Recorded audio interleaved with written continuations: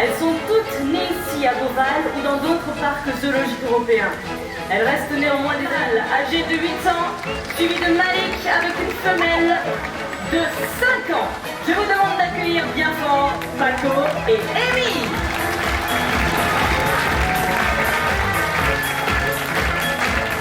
Sarah, tu as évoqué l'entraînement de nos otaries. Est-ce que tu peux nous en dire un petit peu plus?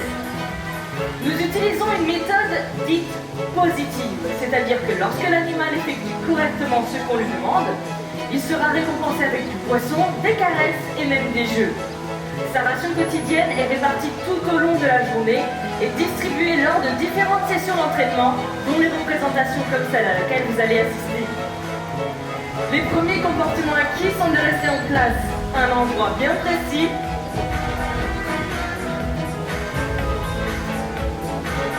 d'aller dans l'eau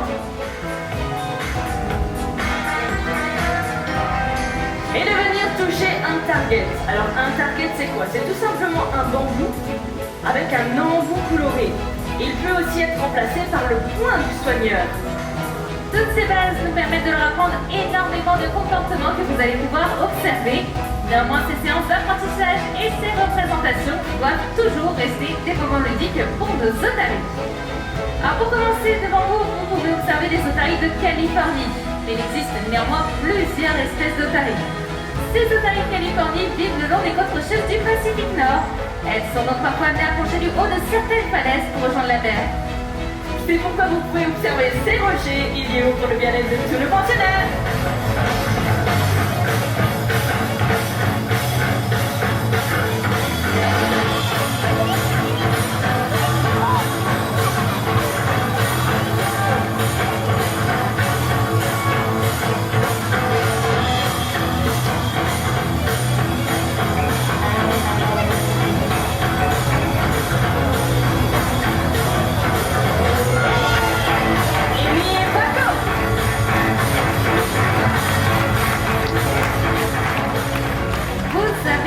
Sans doute remarqué que nous parlons d'otaries ou de lions de mer.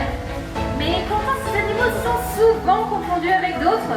Est-ce que vous voyez de qui je parle dans le public? Ils possèdent des nageoires avant très grandes et très puissantes.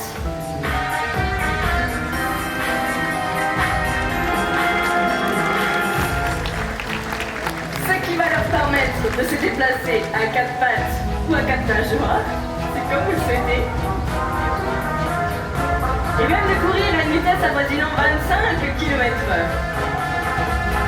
Le puppy possède de toutes petites nageoires avant qui va pas lui permettre de soulever le poids de son corps pour se déplacer.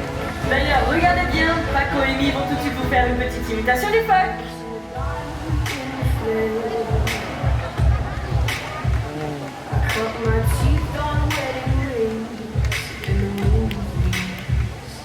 Très belle imitation de la part de nos otaries.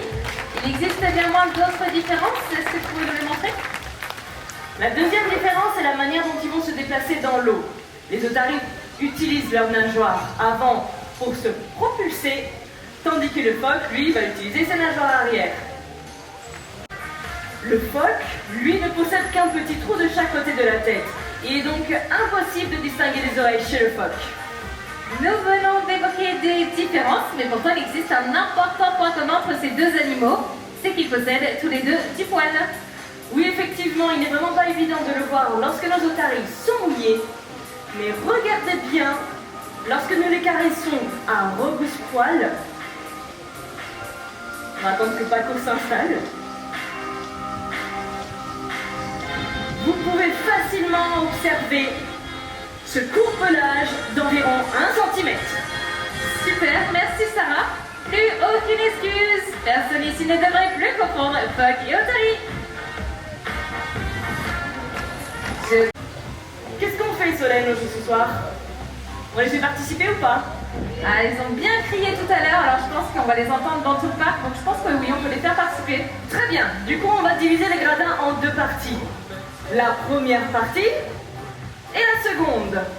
Alors le but sera de crier très très fort. Cette partie-là, vous criez. C'est les meilleurs de ce côté? Ok, bon bah alors ça sera pour Amy. Et toute cette partie-là, ça sera pour Paco. Un petit échauffement déjà. Est-ce que vous êtes prêts?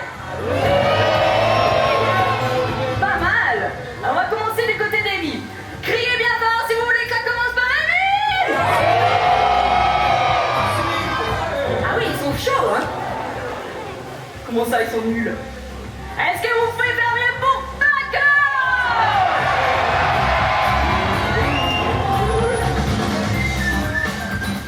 Y'a pas photo? Oui, mais ils sont quand même beaucoup moins nombreux et ils ont fait quand même beaucoup plus de bruit.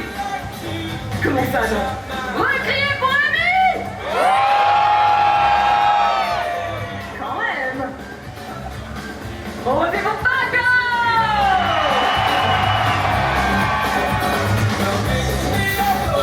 Bon, bah qu'est-ce qu'on fait? Bah là, je pense qu'on va devoir les faire participer tous les deux en même temps. Ok, bah alors, pas de jaloux. Amy, c'est le trèfle et Paco, c'est le rond.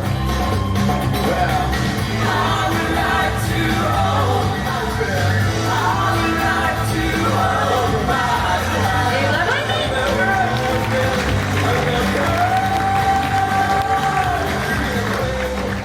Vous allez voir que les otaries sont très à l'aise et très rapides dans l'eau. En effet, elles peuvent rester 10 minutes en apnée et plonger jusqu'à 400 mètres de profondeur. Elle peut...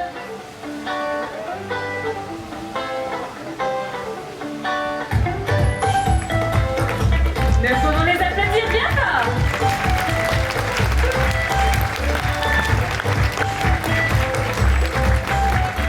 Abordons à présent un sujet qui nous tient particulièrement à cœur à Beauval, la protection de l'environnement. Comme vous le savez, de nombreuses menaces pèsent sur notre planète. La pollution est aujourd'hui un des principaux dangers pour les animaux aquatiques. Ces masques que nous devons porter tous les jours y contribuent. De même, une simple bouteille, comme celle-ci, laissée à même le sol, finira obligatoirement sa course dans l'océan. Et effectivement, à cause de notre consommation est 29 fois celle de la France au milieu des océans. Les otaries et d'autres animaux marins peuvent confondre ces déchets avec leur proie, les ingérer et même en mourir. Et pour éviter tous ces accidents, il existe un geste très très simple et j'en suis sûre que tout le monde connaît. Et d'ailleurs, regardez, Amy va tout de suite vous montrer le bon exemple.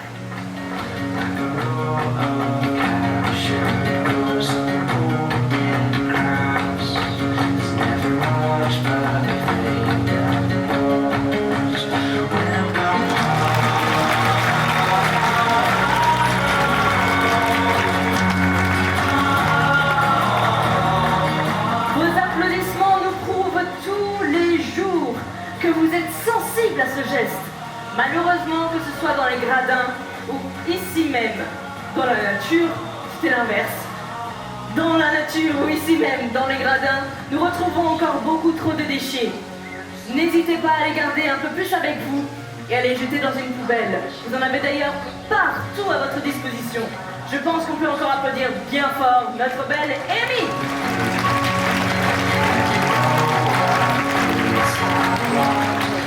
Fermons cette parenthèse et revenons à nos otaries.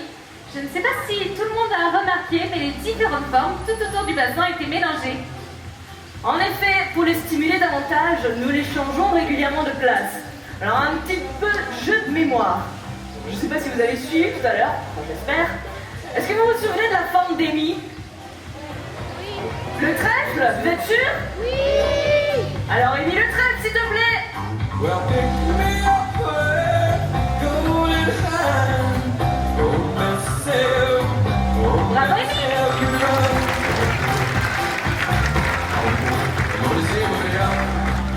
Et quelle était la forme de Paco? Tout à fait. Alors Paco, le rond, s'il te plaît.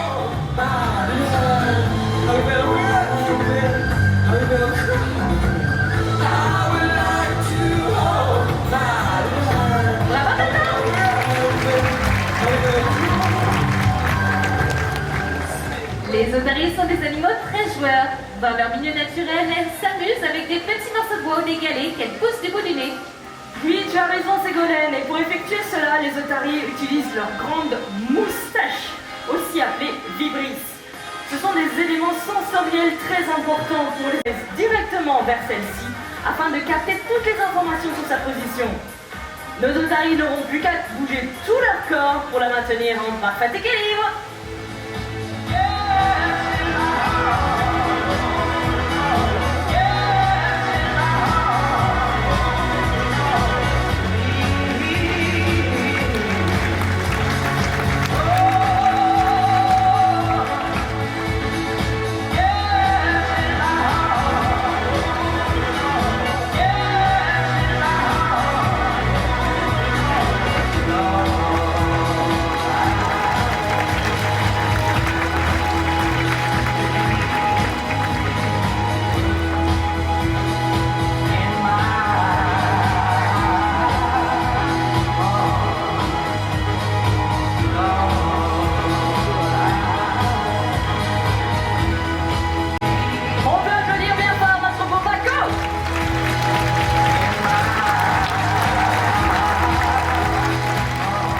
Parlons à présent de l'entraînement médical. Vous l'avez peut-être déjà vu dans de nombreux reportages sur Beauval. Il est réalisé en coulisses par nos soigneurs. Donc justement, Sarah, est-ce que tu peux nous en dire un petit peu plus à ce sujet? Il est très important car il va nous permettre première représentation à 3 ans. Cet entraînement médical permet donc d'effectuer différents types d'examens. Est-ce que tu pourrais nous montrer des exemples?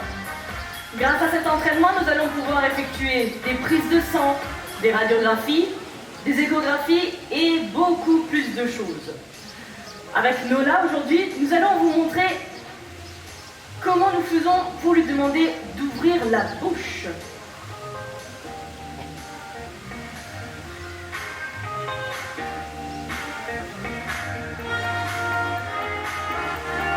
Ce comportement va nous permettre de vérifier l'état de la langue, du palais, de la gorge et même des 24 dents de nos otaries.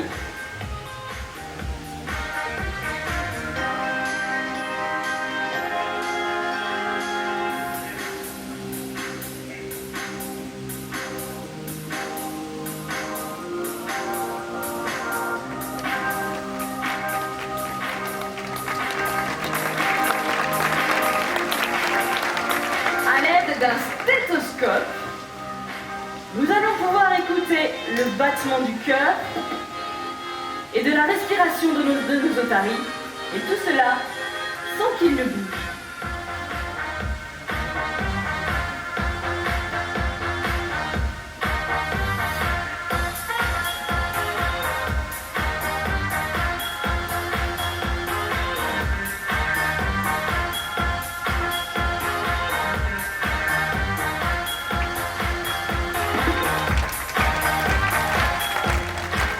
Nous allons aussi pouvoir lui demander de s'allonger sur le sol.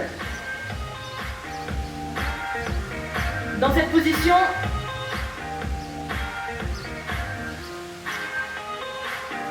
nous allons pouvoir tourner autour d'elle pour vérifier s'il y a d'éventuelles blessures.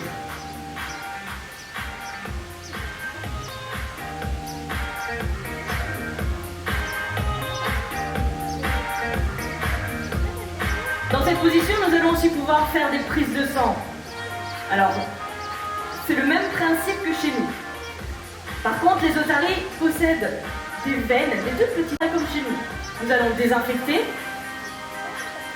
piquer, prélever, et ce résultat, nous allons l'envoyer au laboratoire. Tous ces examens vont nous permettre d'avoir un bon suivi de la bonne santé de nos otaries. Et je pense qu'on peut remercier bien fort Nola pour sa partition pour notre public. Est-ce que quelqu'un connaît le nom du cri de l'otarie?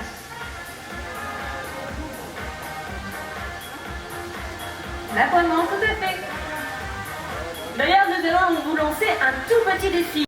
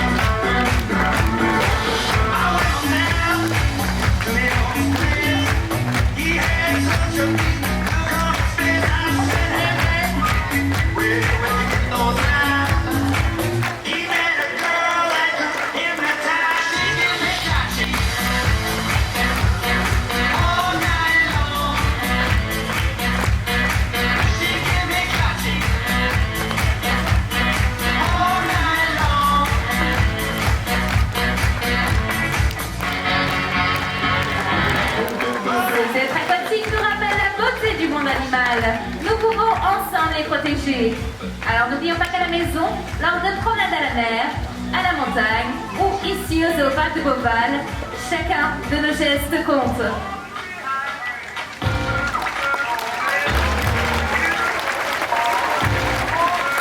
Et c'est ainsi que se termine l'Odyssée des lions de mer. Nous vous demandons de rester bien assis jusqu'à ce qu'un agent vous invite à vous lever pour vous orienter vers le bas de l'amphithéâtre afin de poursuivre votre visite. Toute l'équipe vous souhaite une agréable fin de journée au Parc de Beauval. Un grand merci à Nola, Paco, ainsi qu'à Vénus